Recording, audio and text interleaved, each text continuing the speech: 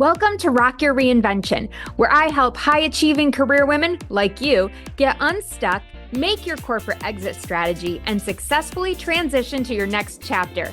Hi, I'm your host, Karen Freeland, a certified life coach and corporate exit strategist. Whether you want to start a business, become a speaker, or something else, I'm here to give you the tools and strategies to shift your mindset, build your confidence, and take bold actions so you can rock your reinvention. Ready? Let's go. Hello and welcome to Rock Your Reinvention. I am so excited for today's guest. We have Kendall de Silva. She is a marriage mentor helping moms bring back the love, romance, and fun in their relationship. That might sound like a foreign concept to some of you. A wife and mom herself, she knows how to help busy women prioritize their marriage and rekindle the spark. Welcome back to the show, Kim. Thank you, Karen. It's always a pleasure to chat with you. So I'm really happy to be here today. Yeah, and I'm so excited to bring you back because you know how to help women better than anybody. Just bring that spark back. And I have talked to so many women lately who are really, really struggling in their marriage, right? They are climbing the corporate ladder. They're doing all the right things, checking all the boxes in their career, but everything else, especially their partner, is kind of being left in the wake of their success. And so then we also start questioning ourselves and go, is this success? Is this what it's supposed to be like? And I say no, and I think you would agree. No, it's not. It's not. It's not. We're supposed to enjoy it with them. Yes. And we can. Awesome. I love that. So take me back for a second. What was that defining moment in your relationship that got you to where you are now? I mean, I always say that, we've had a pretty good relationship from the get-go. We both had great examples, and there's an underlying level of kindness that we always operated from. But that said, we're still two different people, and we're still growing and developing at different rates. We've been together since, I was 19 years old. So, I mean, it's like, things change. That's a long, I met my husband also when I was like 18. We were freshmen in college. And so, we have become completely different people in that time span. You're looking at like over 2 decades. Yeah. If you haven't changed in 2 decades, we need to talk about something totally different. Yes. Good point.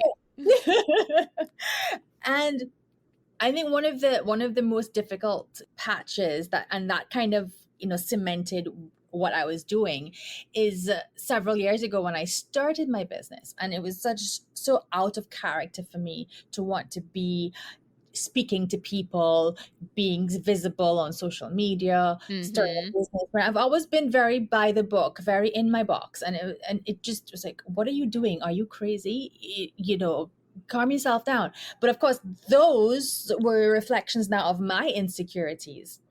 So I was kind of playing this game with myself and him without realizing that's what I was doing. And I was looking for validation, and I was looking for permission, because I couldn't give myself that, or I didn't see how I could give myself that. I was expecting it from him, and then getting really, really, really angry when it wasn't coming back from him.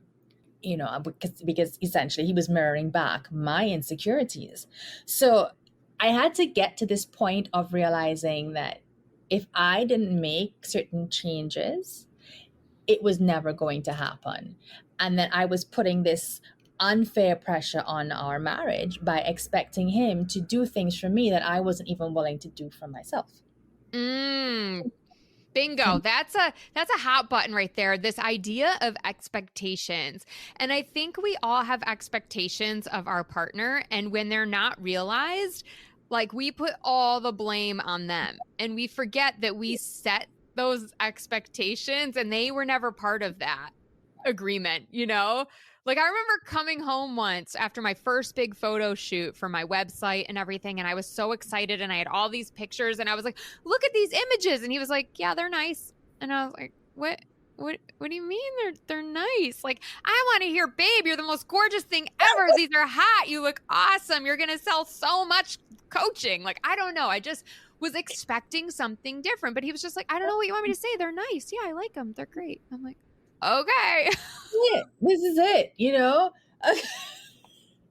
Because and part of it's like maybe we didn't even know what we really needed from them, and you know the bottom line is he could find it nice, he could find it not so nice, he could find it totally fantastic, but yet it still was you, right? It was Yeah. still you who had to bring that level of enthusiasm to your work. Yeah. And I could just love them myself. And I don't need him to be ecstatic, right? He's just very matter of fact. And so, that, yeah, it was understanding people's personalities too, right? Like he's not the big bubbly guy like me. Yeah. So I don't get a ton of reaction like that. So why would I expect it, No, exactly. Oh my gosh. But that's pretty much where it started, where I really began to understand that it's up to me. It's up to me to do the things that need to be done. It's up to me to not wait. And Mm-hmm. I'm saying this, and I just going to caveat it a little bit. I'm not saying that you have to run your marriage for yourself. I'm saying that Yeah. if there are things that are causing an issue and you can identify it, then you can figure out what's your part in that. And then that's what you start with. Yeah, because we all have a part to play. It's never one person's fault completely. I've rarely find that that's the issue. There's usually we both have some things and some baggage and some not so great habits or things that we bring to the table. Correct. I Correct. love it. So, how does somebody know they need a relationship mentor? What are some of those signs or symptoms that they might be experiencing their relationship that you typically see in your clients? All right. So I want to start by saying it's never going to be big things. All right. It's not going to be the huge fights that are going on for days on end. It's not going to be somebody cheating. It's not going to be, someone sleeping on the couch most nights. It's not even going to be somebody like, saying, okay, we need some space. It's actually it's smaller things, right? And we talk about this, I think, a little bit later on too when we look at some of the signs.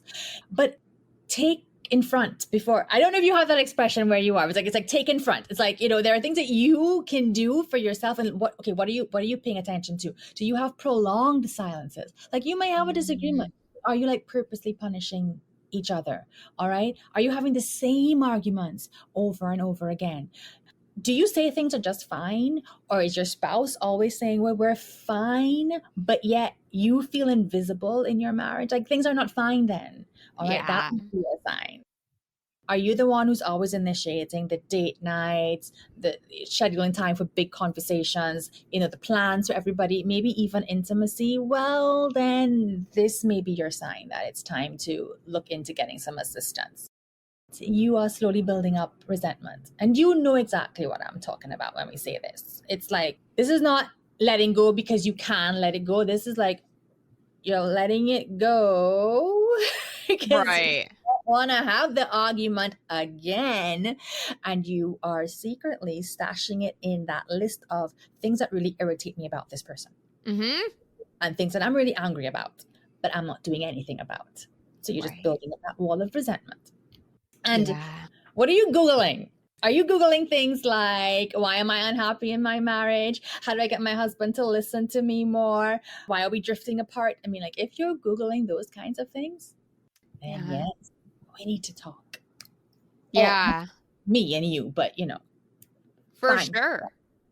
No, absolutely. And I think that that's great to point out because sometimes I think we do look for the bigger signs. Well, he doesn't abuse me. He's not hitting me. He's not, you know what I mean? We're like looking at these things that we typically think of as like, that's not a healthy marriage versus like, yeah, no, going days without speaking to each other, months without intimacy. Like that's, I don't want to say unhealthy. Some people, may be in more platonic relationships, but most of us want that intimacy. We crave that intimacy, right? So Yes. I think it's good to start noticing those little things that maybe to somebody else wouldn't seem like a big deal, but it bothers you. Correct. Exactly. And if it's bothering you, then it is something that you may want to address. Well, I think a lot of women, especially women in corporate, but also business owners, right? They get into this like survival mode. Like I remember when I was in corporate and it was just like, oh my gosh, I got this list of things I got to do every night before the kids go to bed to make sure that our morning runs smoothly. And it just felt like Groundhog's Day, right? It's just like, if I can only make it till Friday. So I found myself, and I hear this from some of my clients, barking orders at everybody, right? So we start to not treat our family as family members, but almost like employees. And so that whole like idea of leading it in business spills over into home, and then it creates a really yucky dynamic that brings a lot of unnecessary friction. So is this something you see? How do you help women who might be dealing with that? Well, it's something that I had to deal with too. And what I Mm, can say that the first step is, the fact that question is being asked, the fact that that discussion is being had, that is the first step. Because if you're not even realizing you're doing it, then how are you going to start addressing it? So, right. are you doing it? And for someone who might be listening and never thought about, am I doing this? Let this be your moment Mm-hmm. to reflect. And are you doing this in your own marriage? Is work spilling over?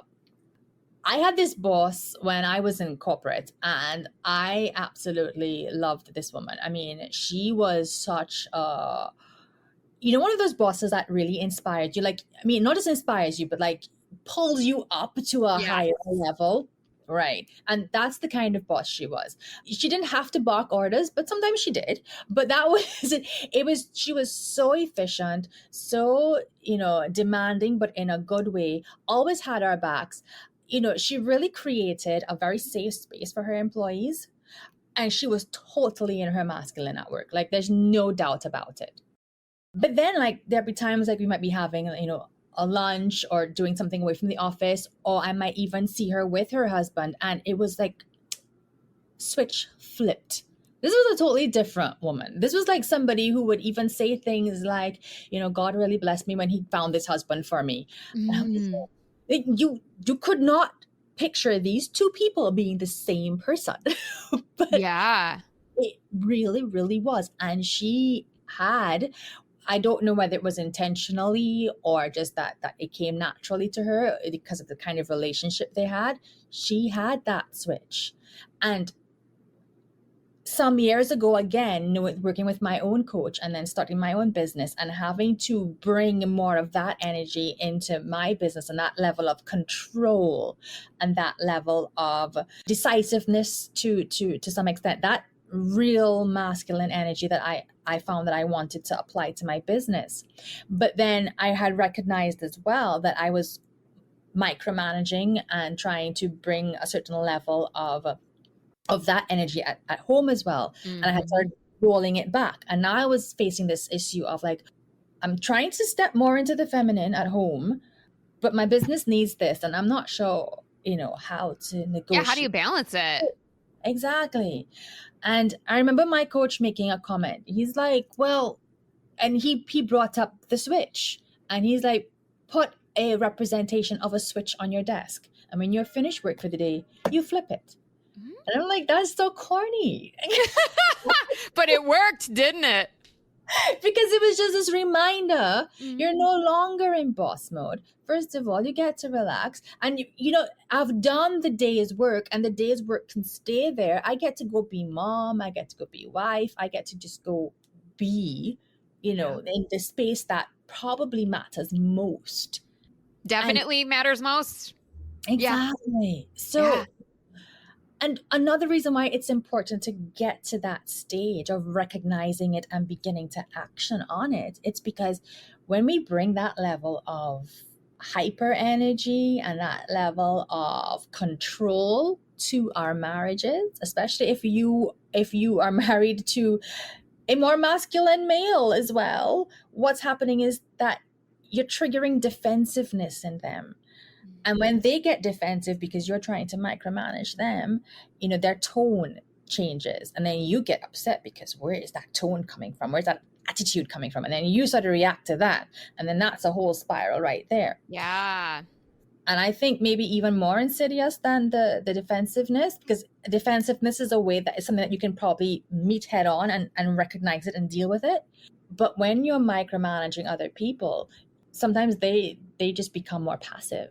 Mm-hmm. and there's nothing for you to meet, you just start suddenly notice they're not doing enough. They're not doing anything. And you get angry because you're doing everything.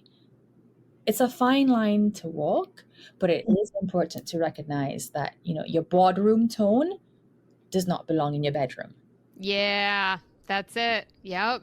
So, We yeah. have to make that switch. We have to recognize that in ourselves. And I think I can think of so many times where I just could wish I could go back, and just change my tone, change how I entered the house. Just me even walking into my house, the whole energy changed. Yes, yes. Because I just added this level of stress and anxiety, and like, we got to do this, and this has got to get done, and the kids need a bath, and blah, blah, that wasn't helpful for anyone. I didn't enjoy it, but it was the only way I thought to get through it, right? That just to like get through all the things on my plate. Correct. And I mean, okay, I just want to say too, like, and the control aspect, like we sometimes, and I see it on social media so often where women are like, yeah, but if I don't do it, it won't get done. Or if I don't do it, he doesn't do it right. And like, I even saw one woman say like, he endangers the children. I'm like, okay, honey, if if your spouse is endangering the children because they don't do it the right way, that's another issue altogether. Again, all right. For most of us, our children are not in danger. Right.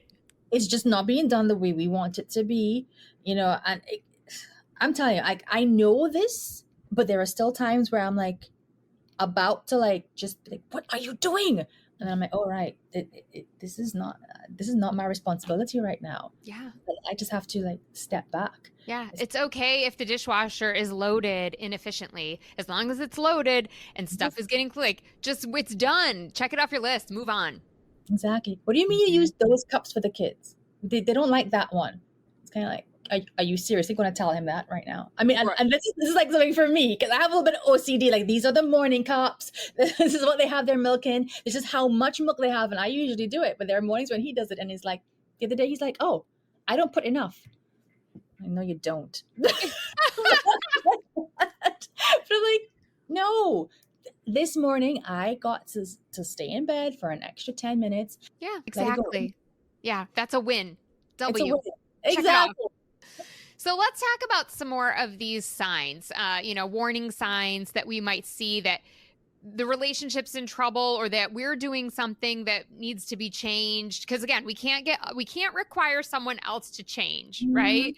Mm-hmm. And I love to help people see this before it gets to the breaking point, before you're in therapy, before you're in the divorce court, so that we can hopefully save your marriage. You got married in the first place, right, for a reason. So I gotta believe that this is worth saving and keeping going. Exactly. So, all right, what are some of the early signs? And again, it's not going to be like big triggers. It's Sure. not going to be the huge fights. It's smaller things. It's the loss, and this is why it's a little bit harder to see, because it's more of a loss of things or small actions that we're all guilty of. It's just you don't want it to compound, right? Mm-hmm. So, are you losing your sense of playfulness? Are you losing your sense of flirtiness? Are you losing your sense of curiosity around your partner? Are you losing respect for your partner?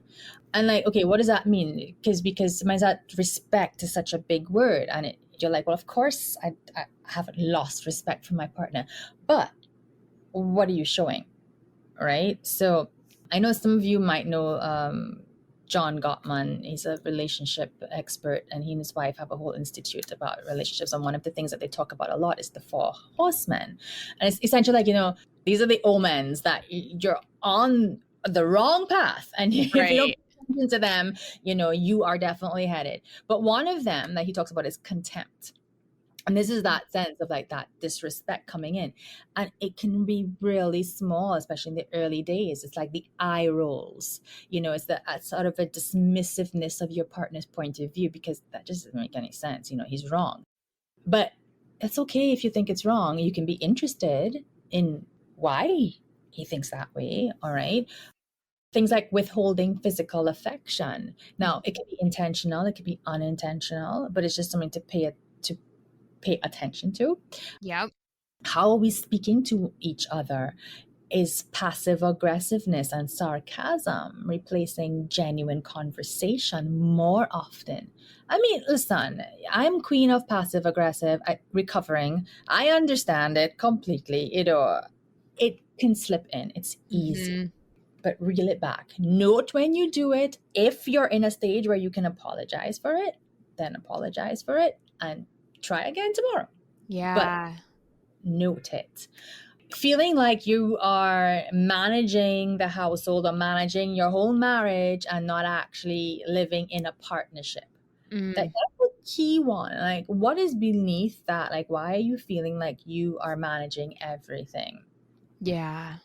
Kind of like something to pay attention to. And sometimes I think we think we're managing everything, but we don't realize it. So, like the other day, my husband was like, Karen, I just worked this many hours. Did you see me when I got home? I did change the air filters. I took out the trash. I cleaned out a pumpkin that we accidentally left in the garage since like October. It was disgusting. Like, so I'm over here like, hey, these dishes are piling up or this is happening. And he's like, yeah, tell me about it. But like, these are all the things that I just did that you didn't see me doing. And I'm like, oh, you're Mm-hmm. right. Okay, fair enough.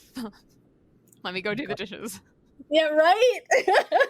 And one of the things that women are, oh my gosh, guilty of very often. I mean, there are tons of memes about it, right? About like how there's nothing that gets a woman angrier than when her husband is sitting down doing nothing. Or like how she won't notice anything, but the minute he sits down, puts his feet up, puts the TV on, she's suddenly like, what are you doing? Yep. Now, listen, I know that many of people are saying, yeah, but like, look, we have exactly as you say, there's all these things in the house to do, and he's just like watching TV. And let me tell you something. I have a husband who is super hands on. Like I couldn't I Me couldn't. too. Yeah, this is it, right? I mean, Yeah. they're doing stuff with the kids, with us, with home. It's like they're active parents, right? I still find myself sometimes I might be in the kitchen wrapping up dinner, packing it away, getting stuff ready for the next day, and he's there, in the living room, maybe watching TV, maybe talking to one of the boys, or just like chilling, scrolling Mm-hmm. on his phone.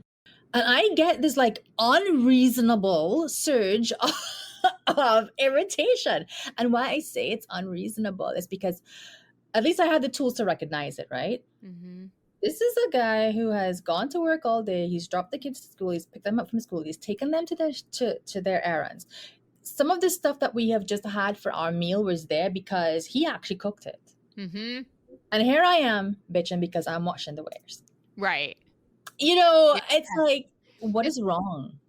Yeah, and it's like I've heard people say like it can't be tit for tat, right? Because if you always go, I Exactly. did these three things, well, I did these three things, well, I did this, well, I did that. You're always against each other. So rather like Exactly. approaching it as a team and being like, okay, yeah, so maybe I technically on a list of things did more stuff, but like he did these other things that were really helpful. So we don't need to be always 100% even. There's going to be days, I mean, when I had the flu, forget about it. He was doing everything.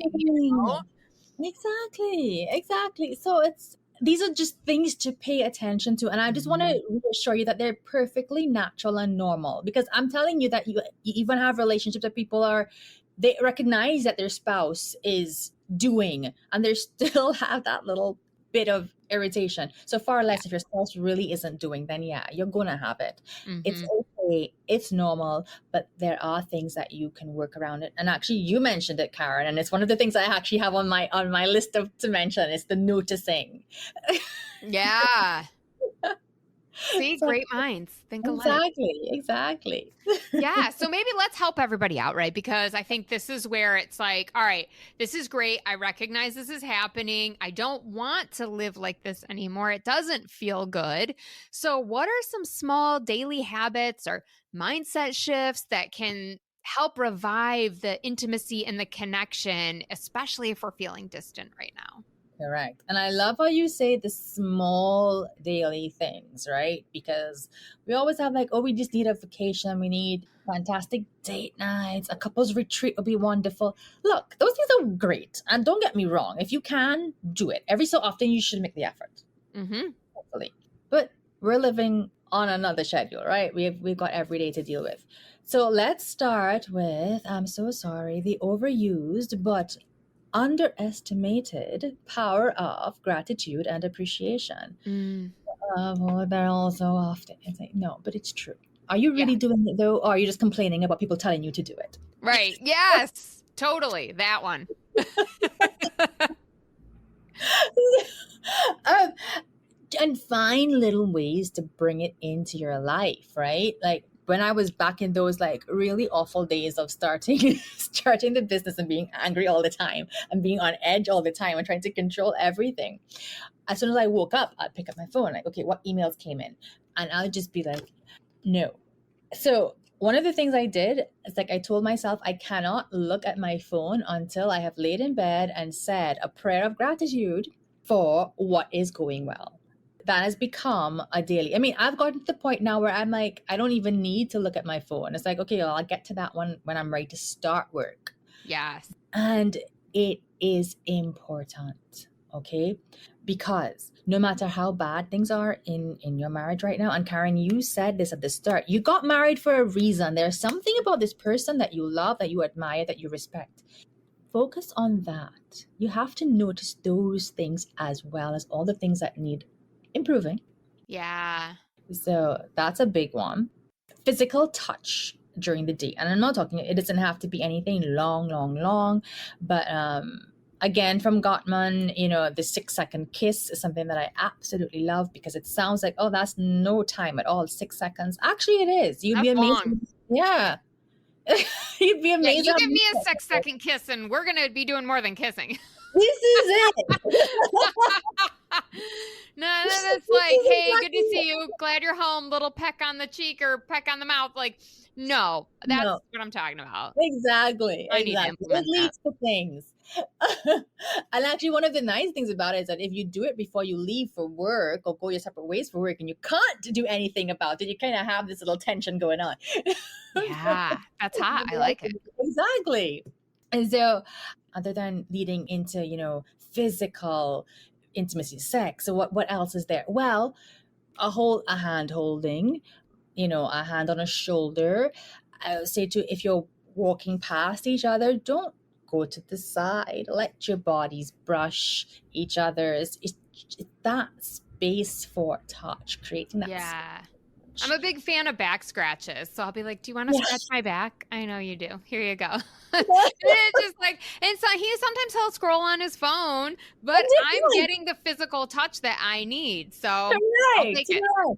I mean, yes, it's great when you have those moments where you're totally focused on each other. But listen, sometimes you can do it just like that. Yeah, one person is doing something and then the other person is doing something that they like. Listen, it all works together, right? Yeah, there's no one size fits all, right? It's No. like every relationship is different. So I think too many times we're busy comparing our relationship to everybody else. We're looking at how everybody else's relationship seems on the outside, and we're forgetting that, like, you don't really know what's going on behind closed doors. You don't really know if they're happy. Like, focus on your relationship. Correct. And as you said, focus, that noticing Mhm. comment that we had a little bit earlier, where you said, you had to notice what your husband was doing. So yes, notice what they are doing and comment on it. Better yet, if you kind of back it up with a compliment. And even more bonus points if you are noticing, complimenting, and you're doing it in front of your kids. That's so good. You're checking so many boxes in positive interaction there. You've noticed something good that they've done. You've complimented them on getting it done, and you've given them that acknowledgement in front of your kids. I mean, that That's is a great example for the kids too. exactly. And don't you do it with your kids? Right. Like when they do something and like you're proud of them or you're happy they did, and then you're not be proud of them. Like I tell my sons, thank you for washing their dishes, although I've told them 100 times, wash your plates when you put it in the sink, especially if it was a clean sink. but but it's like, again, it's that positive reinforcement, right? So like, yeah, oh, you washed it, thank you so much. And I have been greeted with, but you told me I'm supposed to. I'm like, yes, I know. And I'm happy that you listened. Yeah, exactly. It's that simple. Really is. I heard something on the radio recently that really sums up kind of what you were saying. Well, it's got one little extra piece, but it's called team. And All so right. T is for touch. So getting that daily touch in. E Yeah. is for educate. So share one thing that you learned with your partner that day. That way you're having Yeah. these like more enriching conversations. A, Yeah. say something you appreciate, which we just talked about, right? Like noticing that thing that they did well, giving them that feedback.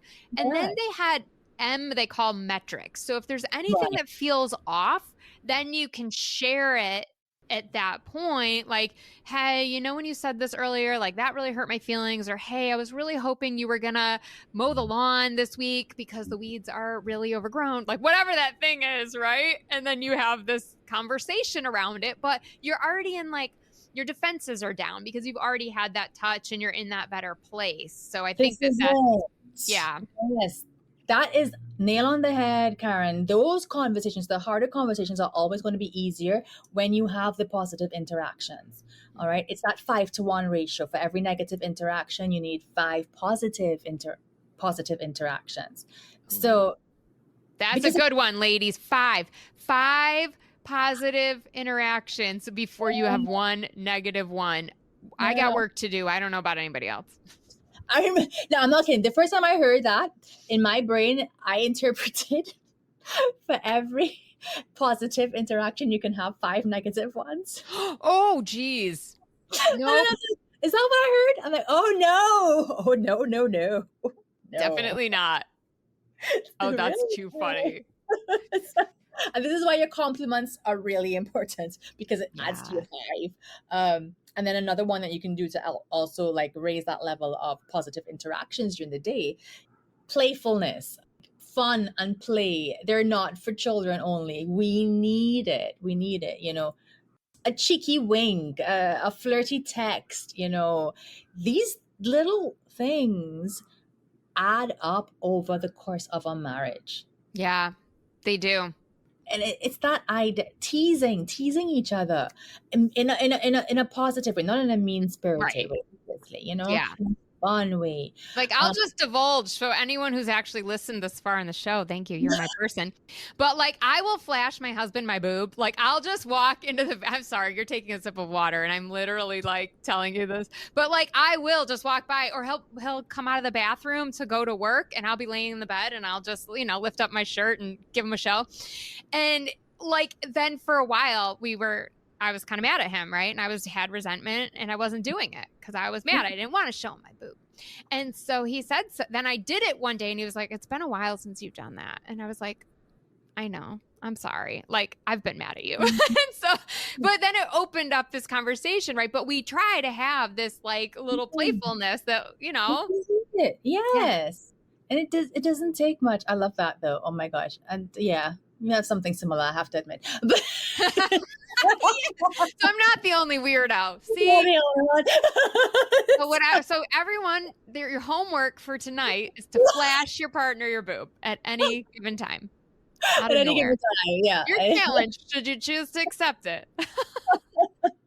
It's like I don't know if you've ever seen these memes. It's like if your husband walks into the kitchen and you're bent over and he does not spank your butt, something's wrong. Yep. Totally. Agreed. But yes, the playfulness. And again, these are things that, you know, it's what works for you too. Like you might not like it, and then obviously then don't do it if you don't like it. Right. You know, but if these are things that you know you both enjoy when you're in the mood, then yeah, try to bring that mood in more often. Yeah, for sure. Oh, I love it. This is so good, Kim. Final word. If you could say one thing to the woman listening who knows she wants to make a change but isn't sure where to start, what would you say? Well, if you know you want to make the change, then it's got to be you. Mm-hmm. And there is no waiting for him to do something first. It's not a matter of it's not fair, I have to do it. I do everything already. That's okay. If you're ready for a change, then we start with you. We start with what can you control? You can't control him. You can't make him change. You can't make him do something. You can control how you think, what you're thinking about, really. You can control react to things. You can control what you're doing in any particular moment. So that's where you start. I love it. It's so simple, and it really is you. I had a boss and she used to say, if it's going to be, it's up to me. And sometimes, yeah, that's the best way to look at it, because we really don't have control over our partners. Don't need a perfect plan, just stop waiting. Yeah. Brilliant. Where can people find you if they're looking for support in their relationship, or they want to join your Facebook group? Let us know so that we can make sure people can get connected with you. Well, I've been loving Instagram the last few months. So Kim Ken De Silva over on Instagram for tips, tools, and strategies for bringing that spark back and feeling seen again in your marriage. That's the best place.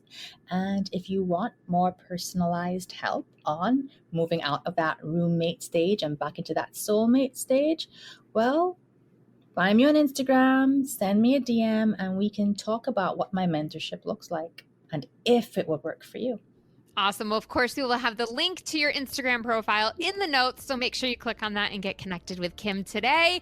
Kim, thank you as always for being here and for your wisdom. We appreciate it. Thanks for tuning in. I hope you're inspired to take action by committing to one of the tips or strategies we talked about in today's episode. If you want more accountability and support, I've got your back. Book a complimentary Empowered Exit Strategy call today. Visit KarenFreeland.com to learn more and book your 45-minute session. Until next time, stay fabulous.